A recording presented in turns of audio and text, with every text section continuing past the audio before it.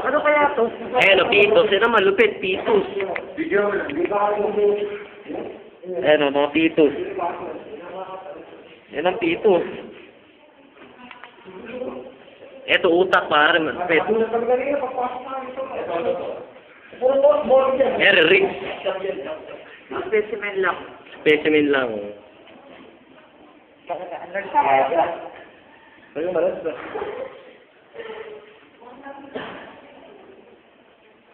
Nakasulat pitos.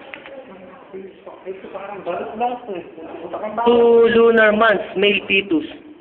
2 months na pitus.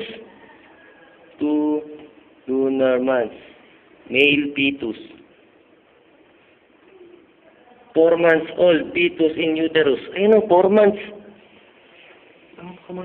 Pero na itsura. Ito pare, gusto. Dali na natin. Ito utak. Utak ko, nakalagay yun. Ang tao.